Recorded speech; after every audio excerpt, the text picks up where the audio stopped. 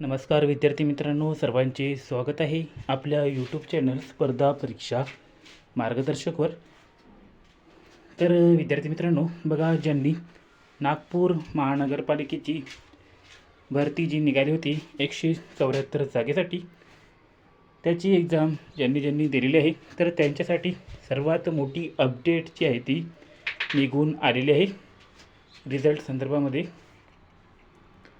तर बघू शकता तुम्ही, 21 जानेवारी 2026ला नागपूर म्युनिसिपल कॉर्पोरेशनने ही नोटिफिकेशन जारी केलेली आहे. तर या नोटिफिकेशनमध्ये काय आहे त्याला बघून घेऊया. बघा, जाहिरात क्रमांक जी 22 ऑगस्ट 2025ला आली होती. नागपूर महानगरपालिकेच्या कनिष्ठ लिपिक, लेखापाल, रोखपाल, डेटा मॅनेजर, ग्रंथपाल सहाय्यक, सिस्टीम ॲनालिस्ट, विधी सहाय्यक, कर संग्राहक, प्रोग्रामर, स्टेनोग्राफर तसेच हार्डवेअर इंजिनियर या संवर्गातील 174 रिक्त पदे भरण्याकरता तुमची ऑनलाईन परीक्षा 7 ऑक्टोबर 2025 ते 8 ऑक्टोबर 2025 या कालावधीमध्ये विविध केंद्रावर घेण्यात आली होती. आणि त्या अनुषंगाने बाह्य संस्थेमार्फत संपूर्ण पदाच्या परीक्षेचे प्राप्त झालेले गुण तसेच कनिष्ठ लिपिक व कर सहाय्यक, कर संग्राहक या 2 पदांचे सामान्यीकरण गुण म्हणजे नॉर्मलायझेशन स्कोअर नागपूर महानगरपालिकेच्या संकेतस्थळावर प्रसिद्ध करण्यात आलेले आहे. तर बघा, तुमचे नॉर्मलायझेशनमध्ये मिळालेले गुण जे आहे ते या ठिकाणी प्रकाशित करण्यात आलेले आहे. कनिष्ठ लिपिकवर कर संग्राहकचे सर्वात जास्त जागा याच पदाच्या होत्या.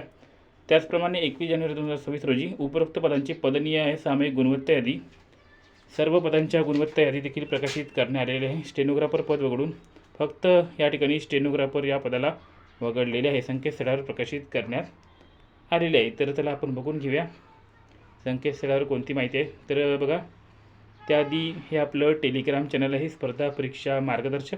यावर आपण सर्व काही माहिती अपलोड करत असतो आणि ही जी नागपूर म्युनिसिपल कॉर्पोरेशनच्या स्कोअर लिस्ट आहे ती सुद्धा आपण याच्यावर टाकणार आहोत. तर सर्वांनी याला जॉईन करून घ्या.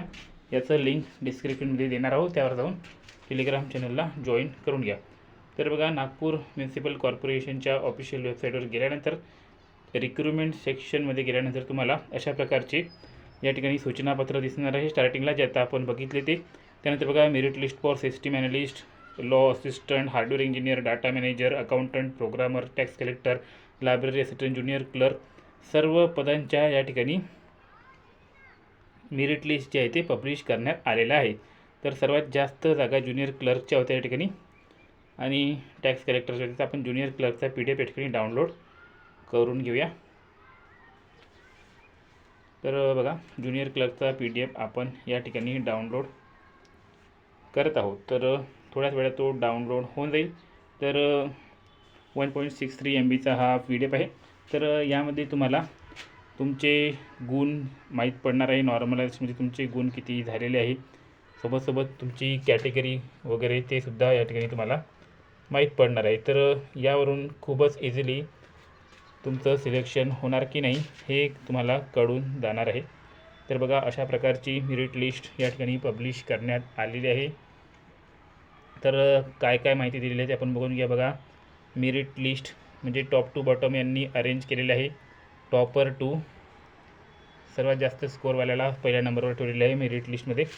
तर बघा, application sequence number, roll number, नाव, नंतर gender, date of birth, reservation category देखील त्या ठिकाणी दिलेलं आहे. त्यानंतर बघा, स्पोर्ट्स पर्सन दिव्यांग आहे की नाही, टाईप ऑफ दिव्यांग म्हणजे डिसेबिलिटीवालेसुद्धा या ठिकाणी माहीत पडणार आहे कोण डिसेबल आहे, कोण नाही.